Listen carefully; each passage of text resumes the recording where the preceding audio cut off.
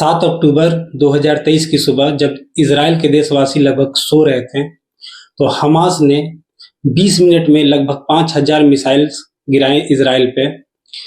आज मैं बात करने जा रहा हूं इजराइल और पैलेस्तीन के बीच की युद्ध। आखिर ये युद्ध क्यों है, आखिर ये युद्ध क्यों हो रही है। वीडियो के एंड तक बने रहेंगे तो आपको हमास, गाजा, जेरूसलम, इन सभी टर्म के बारे में आपको अच्छे से पता चलेगा। और इस वीडियो को देखने के बाद आपको इजराइल और पैलेस्तीन से लेके जिस भी शब्द से आपको कंफ्यूजन होता है, जो भी कंफ्यूजन है, आपको सारी कंफ्यूजन दूर हो जाएगी। तो हम ये जानते हैं कि हमास ने 7 अक्टूबर 2023 को ही इजराइल पर अटैक क्यों किया। जब बात करें कि ये युद्ध इजराइल और पैलेस्तीन के बीच है, तो ये हमास की रोल क्या है, तो मैं आपको सिंपली ये बता दूं कि जैसा आप स्क्रीन पे देख रहे होंगे मैप में कि पैलेस्तीन दो हिस्सों में बटी है, एक वेस्ट बैंक और दूसरी गाजा। तो गाजा एक छोटी सी जगह है जो एक टेररिस्ट ऑर्गेनाइजेशन हमास ने ऑक्युपाई कर रखा है। और ये जो अटैक हुई इजराइल पे, ये पैलेस्तीनी गवर्नमेंट के द्वारा नहीं, ये जो गाजा पर ऑक्युपाइड एक टेररिस्ट ऑर्गेनाइजेशन है हमास, ये सारी अटैक उन्हीं के द्वारा ऑर्गेनाइज की गई थी। तो अब बात करते हैं मेन टॉपिक पे कि 7 अक्टूबर 2023 को ही हमास ने इजराइल पर क्यों अटैक किया। आप सिंपली ऐसे समझ सकते हैं जैसे हिंदू की एक मोस्ट रिलीजियस बुक है गीता, मुस्लिमों में कुरान शरीफ और वहीं क्रिश्चियन में बाइबल, वैसे ही यहूदियों के लिए, जुडाइज्म के लिए एक पवित्र ग्रंथ है तोरा। यहाँ उनके धर्म में यह है कि 3 साल के अंदर तोरा को पूरी कंप्लीट की जाती है। और ये 7 अक्टूबर उसी दिन 3 साल कंप्लीट हुई थी। इस कारण से हमास ने उसी दिन इजराइल पे अटैक किया था। वहां बिल्कुल त्योहार का माहौल था, हॉलीडे मनाई जा रही थी। तो यहूदियों में यह माना जाता है, जैसे पवित्र ग्रंथ है उनका तोरा, तो 3 साल के अंदर यहूदियों द्वारा उस ग्रंथ को पढ़ा जाता है। और ये 3 साल इसी 7 अक्टूबर 2023 को पूरी हुई थी, जो वहां पे हर्षोल्लास का माहौल था, खुशी मनाई जा रही थी। और ठीक उसी खुशी को गम में बदलने के लिए हमास, जो गाजा पर ऑक्युपाई ऑर्गेनाइजेशन है टेररिस्ट की, वो वहां पे अटैक करता है सुबह में। वीडियो में आगे बढ़ते हैं और समझते हैं कि आखिर इजराइल और पैलेस्तीन के बीच इतनी बार युद्ध क्यों हो चुकी है। जबकि 14 मई 1948 को इजराइल जब बनी, जब हमारे मैप में आई, तो ये क्यों जब धीरे धीरे पैलेस्तीनियों पे कब्जा करते चला गया और आज ये बहुसंख्यक में है। तो अब बात करते हैं 14 मई 1948, जब पैलेस्तीन को 2 भागों में बांटी गई और एक इजराइल और पैलेस्तीन में बांटी गई।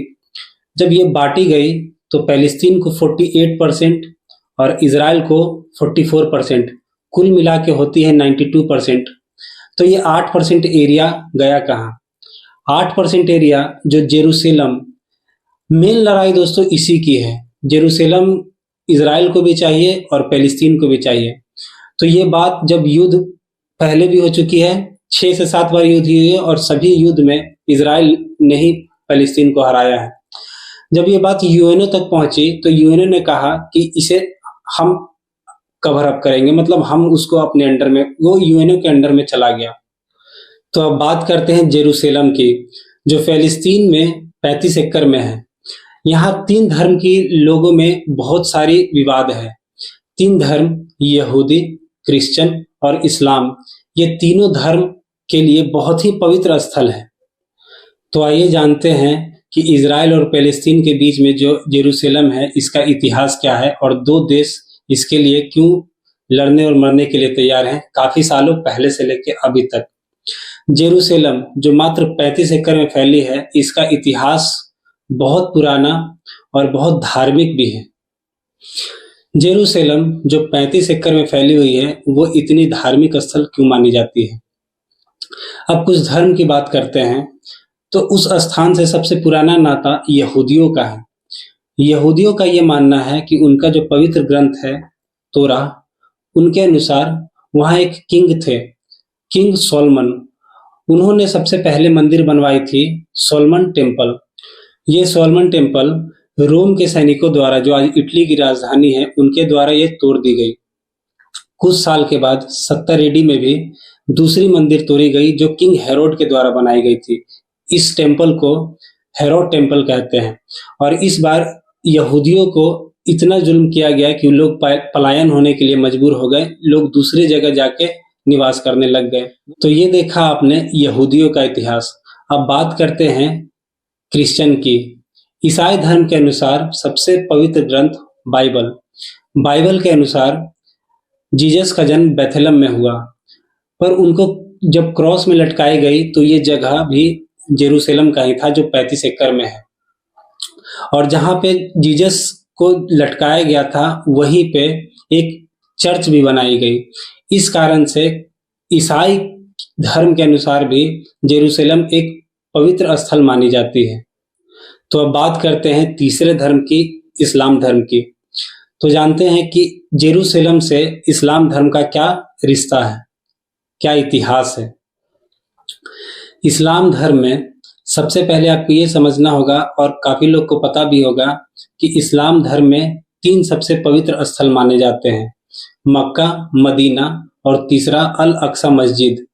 मक्का मदीना तो दोस्तों सऊदी अरब में है, लेकिन ये अल अक्सा मस्जिद जेरूशलेम में ही है। इस कारण से इस्लाम धर्म में जेरूशलेम का महत्वपूर्ण स्थान माना जाता है। इस्लाम धर्म के पवित्र ग्रंथ कुरान शरीफ के अनुसार प्रोफेट मोहम्मद जो लास्ट मैसेंजर ऑफ गॉड माने गए, जिनका जन्म मक्का में 570 ईसा वर्ष पूर्व हुआ। कुरान शरीफ के अनुसार हजरत मोहम्मद साहब मक्का से मदीना होते हुए जेरूशलेम को आए। जेरूशलेम में जहां आए उसे हराम अल शरीफ जगह का नाम दिया गया, और हराम अल शरीफ से वो घोड़े पे बैठ के जन्नत की ओर चले गए। अल्लाह से इस्लाम की तालीम लेकर वो जब वापस आए जेरूशलेम में, तो उस जगह पे एक मस्जिद बनाई गई जो आज भी है वो मस्जिद, उसे अल अक्सा मस्जिद कहते हैं। तो दोस्तों वीडियो में अभी तक आपने देखा कि जेरूशलेम की इतिहास क्या है, पर बात करें इजराइल और पैलेस्तीन की करंट सिचुएशन पे, तो जहां आपने देखा कि बंटवारे के टाइम पैलेस्तीन को 48% मिली हुई थी एरिया, वहीं अभी तक पैलेस्तीन के पास बस 12% ही हिस्सा रह गया है। तो दोस्तों वीडियो में अभी तक आपने समझा और देखा कि इजराइल और पैलेस्तीन के बीच युद्ध की कारण क्या है और इतिहास क्या कहती है। पर मैं बात करता हूं अब कि इजराइल और पैलेस्तीन के बीच करंट सिचुएशन क्या है। जब हमास ने 7 अक्टूबर 2023 की सुबह जब अटैक किया इजराइल पे, तो रिटेलिएट करते हुए इजराइल के पीएम जो बेंजामिन नेतन्याहू है, उन्होंने कहा कि युद्ध उन्होंने शुरू किया है पर युद्ध का अंत हम करेंगे, और उन्होंने ये भी कहा है कि ये हमारी पैलेस्तीन से आखिरी युद्ध होगी, क्योंकि इस युद्ध के बाद वर्ल्ड मैप में पैलेस्तीन और गाजा आपको दिखेगी नहीं। Israel is at war. We didn't want this war. It was forced upon us in the most brutal and savage way. But though Israel didn't start this war, Israel will finish it. पर दोस्तों मैं चाहता हूं कि वहां जल्द से जल्द चीजें बेहतर हों, युद्ध को विराम लगाया जाए। युद्ध में आपने अक्सर देखा होगा कि गुनाहगार तो मारे ही जाते हैं, पर उससे ज्यादा संख्या में बेगुनाहगार मारे जाते हैं। न जाने कितने बच्चे वैसे होंगे जिन्हें इस युद्ध के बारे में कुछ पता भी नहीं होगा। तो मैं यही आशा करता हूं, और आप भी प्रे कीजिए कि ये युद्ध जल्दी से जल्दी खत्म हो और जो गुनाहगार हैं उनको सजा मिले, लेकिन जो बेगुनाहगार हैं उनको भी मतलब ना मारे जाए। तो दोस्तों ये वीडियो और भी लंबी खींच सकती थी, पर इस वीडियो को यही विराम देते हैं और मिलते हैं नेक्स्ट वीडियो में। तब तक आप अपने आप का, खुद का और अपने फैमिली का ख्याल रखिए। मिलते हैं नेक्स्ट वीडियो में।